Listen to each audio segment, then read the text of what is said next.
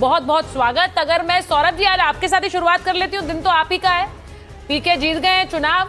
अब लोग यही कह रहे हैं कि उस समय चुनाव में अगर बिहार विधानसभा में भी उतर जाते तो शायद परिणाम अलग होता, लेकिन आप बताइए आपके लिए पीके की जीत के मायने क्या हैं? यहाँ बीजेपी भी सुन रही है, आरजेडी भी सुन रही है। जी बिल्कुल, हमारे लिए जीत के मायने ये हैं कि आज बांकीपुर की जनता को सबसे पहले आपके माध्यम से हृदय से धन्यवाद, बहुत आभार। जिस प्रकार से जाति, धर्म, संप्रदाय, वर्ग, राजनीतिक दल, विचारधारा का बंधन तोड़कर पूरी मजबूती के साथ प्रशांत किशोर जी को उन्होंने अपना आशीर्वाद दिया है, इसके लिए बड़ी शालीनता से हम किसी प्रकार की टिप्पणी नहीं करना चाहते। किसने क्या कहा, उसने क्या कहा, एक लाइन की बात है कि प्रशांत जी को ये आशीर्वाद मिला है तो उसमें सभी लोगों का समर्थन है, उनका आशीर्वाद है। जिन्होंने वोट नहीं भी दिया है उनका भी धन्यवाद है। एक बात बहुत तय है जो हम बार बार कह रहे थे, चुनाव के पहले भी कह रहे थे कि ये चुनाव सरकार बनाने या बिगाड़ने का चुनाव तो नहीं है, लेकिन एक सीट बहुत कुछ तय करेगा। जनसुराज के लिए भी बहुत आवश्यक है और बिहार के लिए भी बहुत आवश्यक है कि एक मजबूत आवाज बिहार के विधानसभा में जाए, जो सरकार से ये कहे कि भाई हमने 2014 में 31 सीटें, 2019 में 39 सीटें, 2024 में फिर से 30 सीटें दी हैं और बिहार को जनसंख्या के आधार पर 10% और इवन 292 में लगभग 30 सीटें भी 10% है। तो संसाधनों में, प्रोजेक्ट्स में, योजनाओं में भी बिहार को प्राथमिकता मिले। हमारे यहाँ सिर्फ 5 किलो राशन और अनाज और 1 GB डेटा जैसी बात ना हो, जो वादे किए गए 1 करोड़ रोजगार के, 2 लाख महिलाओं को सशक्तिकरण के, सौरभ जी ये सारे वादे पूरे हो। और एक मुझे 30 सेकंड और देखिए, हमने बार बार कहा कि बिहार की जनता के साथ एक जनादेश की भी चोरी हुई है, जहां 25 से 30 फिर से नीतीश कहकर सम्राट चौधरी जी को गद्दी पर बिठा दिया गया। वो बिहार को स्वीकार्य नहीं है, ये एक प्रकार से उसका जनमत संग्रह है। मैं इसी पर आ रही थी क्योंकि आपने अपना शुरुआती संवाद ही आपने अपना संवाद इस बात से शुरू किया कि हम कोई टीका टिप्पणी नहीं करेंगे, लेकिन पीके तो खुद ही उन्होंने सबसे पहला जो बयान दिया आज जब उनकी जीत की बात खबरें आने लगी, उन्होंने यही कहा कि बीजेपी को एक चरित्रवान सीएम चाहिए। तो वो सीधे वो शुरुआत से हमला अपना कहाँ कर रहे हैं वो जानते हैं और आज भी उन्होंने वही किया है। अब उनके टारगेट पर सम्राट चौधरी हैं। मैंने इसलिए कहा कि हम कोई नई बात, नई टीका टिप्पणी नहीं कर रहे। ये वो बात है जिस पर हमने चुनाव लड़ा है पूरा। ठीक है, हम आज भी उस पर कायम हैं कि भाई सम्राट चौधरी जैसे अगर कुशवाहा समाज से ही बनाना था, कई बार मेरे नेता ने कहा, तो बिहार में बहुत अच्छे पढ़े लिखे लोग हैं अगर ये लॉजिक दे रहे हैं, और बिहार में चरित्रवान सीएम हो ताकि बिहार में भी वो चीजें हों जो अन्य राज्यों में हो रहा है। और आज भी हम ये बात कह रहे हैं, बड़ी बुरी मजबूती से कह रहे हैं कि बिहार की राजनीति का एक नया दशा और दिशा आज के बाद आपको दिखेगा, जहां विधानसभा से लेकर दिल्ली तक प्रशांत किशोर की आवाज जाएगी। एक सीट से आप क्या ही कर लेंगे बिहार विधानसभा में? मैं ये जरूर कह सकती हूँ कि एक अकेला लड़ता जाएगा और काफिला जुड़ता जाएगा, ये मैं कह सकती हूँ। सुचारिता जी यही तो था। कौन है प्रशांत किशोर? जमानत जब्त हो जाएगी, ये तो गढ़ है, दुर्ग है, किला है, मोदी जी के बॉस का सीट है। हाँ तो भाई आज जवाब देना चाहिए। अरे ठीक है, मैं जवाब दे रही हूँ। शिवम जी बूथ पर क्यों हार गए? ठीक है, मैं शिवम जी, ये सीट ऐसी सीट थी जहां से बीजेपी के राष्ट्रीय अध्यक्ष की सीट थी, तो ये मानकर चल रहे थे कि बीजेपी ने अपनी पूरी ताकत लगाई, फिर भी हार गई बीजेपी। देखिए, सबसे पहले मैं एक चीज कहना चाहता हूं कि हाँ, इसमें कहीं कोई दो राय नहीं है। बांकीपुर जो है हारे हैं।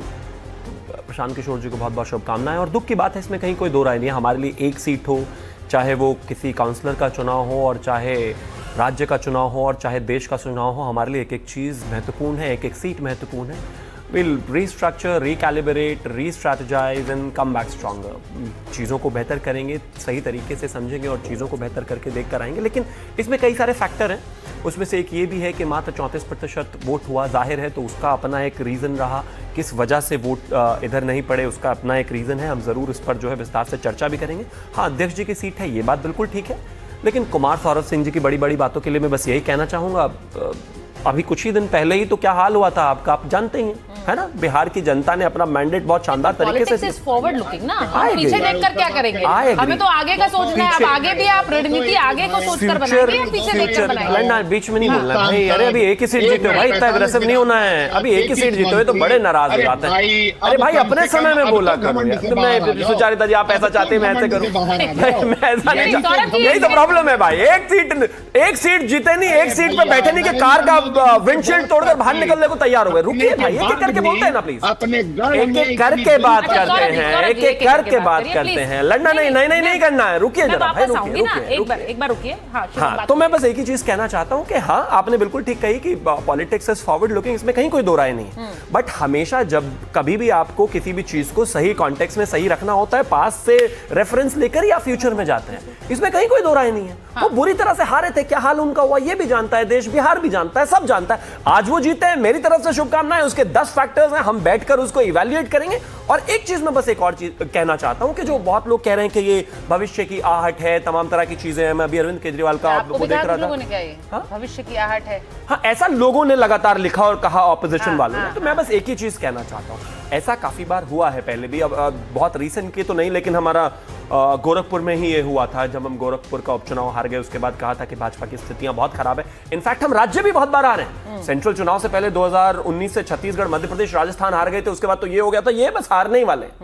हम वो लोग नहीं है कि जो बहुत अहंकारी हैं, जो कहते हैं नहीं देखेंगे नहीं, कुछ नहीं होता। हाँ, बैठेंगे, चर्चा करेंगे, विचार करेंगे, रिस्ट्रक्चर करेंगे, रिस्ट्रैटेजाइज करेंगे, रिकैलिब्रेट करेंगे और वापस आएंगे मजबूती के साथ। ठीक है, ये तस्वीरें देख लीजिए। अभी तो मजबूत ग्राउंड पर प्रशांत किशोर नजर आ रहे हैं। हाँ, एक सीट के लिए उनको बहुत बहुत शुभकामनाएं। मुझे लगता है कि बड़बोला होने से बेहतर है कि धीरे-धीरे तो हल्के में हाँ, मैं तो बिल्कुल हल्के में नहीं। क्यों हल्के में? मैं बार-बार कह रही हूँ, बीजेपी ने भी तो 2 सीट से शुरुआत की, आज कहां पहुंची है? आज सरकार बना रही, कितने राज्यों में सरकार है। तो ये अगर एक सीट से चल रहा है, क्यों आप मानकर चल रहे हैं आगे विस्तार नहीं कर सकते? तो अगर हम 34 साल में पहुंचे तो 34 का डबल कर दीजिए, 68 साल में ये भी कहीं ना कहीं पहुंच ही जाएंगे।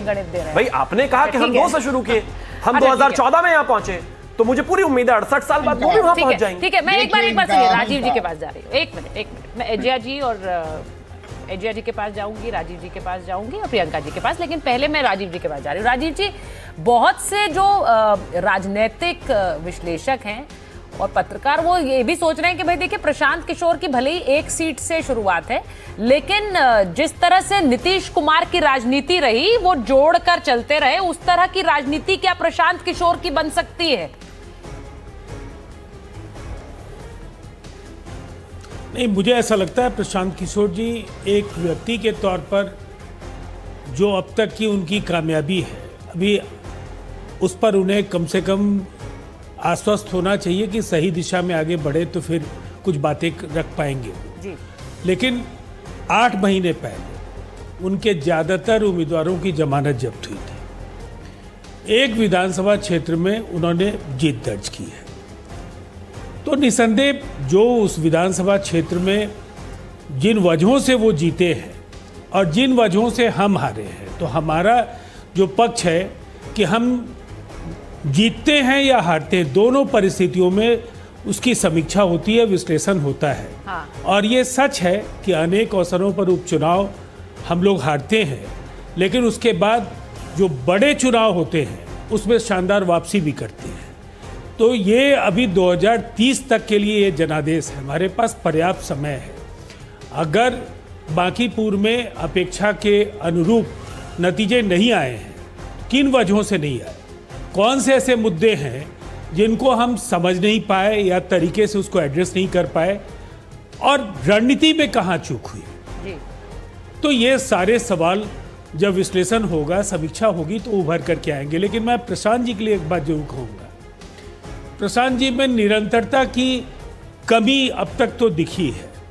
एक चुनाव लड़ते हैं किसी न किसी दूसरे राज्य में, वो प्रवास उनका शुरू होता है चुनावी रणनीतिकार की भूमिका में, फिर उस राज्य में जाएंगे। एक जनप्रतिनिधि से जो निर्वाचन क्षेत्र की जनता है उसकी अपेक्षा है कि उसके छोटे छोटे जो मुद्दे हैं, उसके जो सरोकार हैं, उनको वो नेता जरूर समझे और उसके अनुरूप वो काम करे।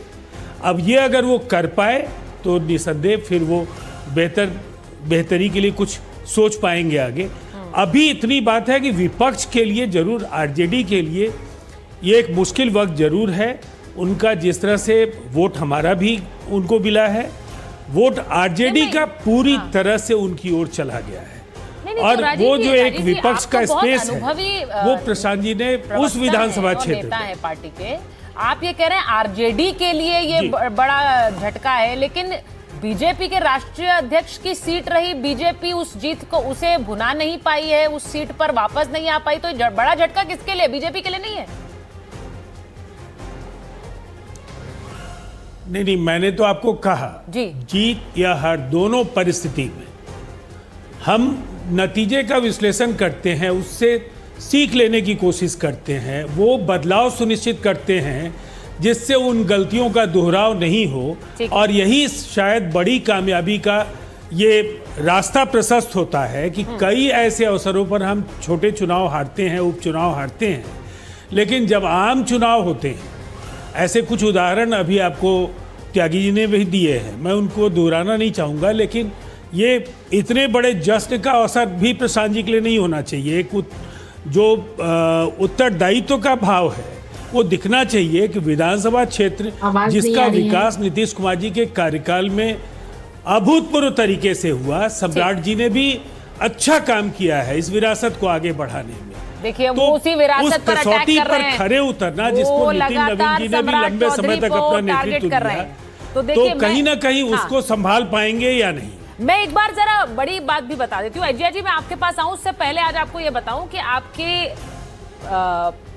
दो नेत्री, अब रोहिणी आचार्य को आप लोग नेत्री मानते हैं कि नहीं मुझे नहीं पता है, लेकिन मीसा भारती और रोहिणी आचार्य दोनों ने अलग अलग बयान दिए हैं। मीसा भारती कह रही है कि प्रशांत किशोर तो बीजेपी के ही आदमी, और रोहिणी आचार्य कह रही है कि जीत उसी की होती है जो लगातार जमीन पर बना रहता है, संवाद करता है और मेहनत करता रहता है। अब वो किसको संदेश दे रही है इसके जरिए मुझे नहीं पता है, लेकिन बधाई जरूर दे रही है जीत के लिए। अब मुझे बताइए पीके बीजेपी के आदमी है कि नहीं? जरा मैं एक बार मीसा भारती का बयान चला देती हूँ, पहले सुन लीजिए जरा एक बार। बांकीपुर का जो उपचुनाव है सिर्फ राष्ट्रीय जनता दल को ही मंथन करने की आवश्यकता है, क्योंकि बीजेपी को तो पहले से रिजल्ट पता था। बीजेपी को पहले से ही रिजल्ट पता था क्योंकि पीके बीजेपी के ही आदमी, ये वो कह रही है। अब मुझे जरा बताइए अजय जी, बीजेपी के ही आदमी है प्रशांत किशोर? सुजाता जी, फैक्ट तो ये है कि पीके बीजेपी के एजेंट के रूप में, पॉलिटिकल एजेंट के रूप में काम किए हुए हैं, जेडीयू के साथ काम किए हुए हैं, तो और लगातार जिस तरह से उनकी गतिविधियां रही है वो बीजेपी के बी टीम के रूप में सामने आए हैं। इस बार का जो चुनाव है बीजेपी की लड़ाई तो आरजेडी से होती है, आरजेडी की लड़ाई तो बीजेपी से होती है। ये जो सीट है पाटलिपुत्रा वाला सीट, 35 साल से बीजेपी क्लेम कर रहे हैं कि हमारी सीट है, ट्रेडिशनली हमारी सीट है। आरजेडी ठीक है लड़ती रही है चुनाव, पिछले बार 40,000 वोट आए थे, तो उस बार वोटिंग परसेंटेज भी ज्यादा हुआ था, इस बार वोटिंग परसेंटेज भी कम आए और त्रिकोणीय हो गया, और जन स्वराज जी की पार्टी पीके जी को ज्यादा वोट आए और वो विधानसभा जा रहे हैं। अब तो ये देखने में कुछ समय में साफ क्लियर हो जाएगा कि वो बीजेपी की टीम है कि वो बीजेपी की टीम नहीं है, लेकिन उनका अगर आप पास देखें तो वो बीजेपी की बी टीम के रूप में ही काम करते रहे हैं। के साथ भी काम किया, तो फिर ये कोई गणित थोड़ा ही बैठता है। वो नीतीश जी के साथ काम किए हैं, वो बीजेपी के साथ काम, तो वो ममता जी के साथ भी काम किए, तब कैसे? वो तो साउथ में भी जाकर काम करके आए। ऐसे में आप अगर ये कहें कि वो सिर्फ बीजेपी के होकर रह गए, तो ये क्या आकलन सही है? और रोहिणी आचार्य क्यों दे रही है बधाई? रोहिणी जी क्यों कह रही है कि जीत उसी को मिलती है जो सड़क पर संवाद बना रहता है और संवाद करता है लोगों से? बधाई तो मैं भी भूल गई, बधाई तो मुझे भी पीके को देना चाहिए था, प्रशांत किशोर जी को। हाँ। बहुत बहुत बधाई। चलिए, आप एक हॉट सीट बांकीपुर पटना जिला का ये सीट है, इससे आप जीते, विधानसभा जाने का मौका मिला, बहुत बहुत आपको बधाई। और जो 35 साल से वहां की जनता जो त्रस्त थी नितिन नवीन जी के कारण, उनके पिताजी के कारण, जो वहां से लगातार विधायक बन रहे थे, चलिए ये जनता भी आज खुश है कि जो गर्दिश में बांकीपुर को मिला दिया गया था, एक उम्मीद है कि पीके वहां से आए। लेकिन सुजाता जी, मैं एक बात और बोलती हूँ, आज पीके जितनी मांगों को वो रखे हैं कि पलायन रोकना है, यूथ के लिए काम करना है, बेरोजगारी दूर करना, ये सारी बातें तो तेजस्वी जी ही बोल रहे थे कि नहीं बोल रहे थे। और जहां तक पीके का सवाल है, ये कुछ महीने पहले तक बीजेपी की बी टीम के रूप में काम कर रहे थे, और वो साफ नजर आ जाएगा कुछ महीने में कि वो कर क्या रहे हैं। देखिए 31 साल तक जनता जिताती नहीं है अगर वो त्रस्त होती है। आपने कहा बीजेपी से त्रस्त रही, तो फिर वो 31 साल तक क्यों जिताती रही, ये भी अपने आप में एक सोचने का विषय है।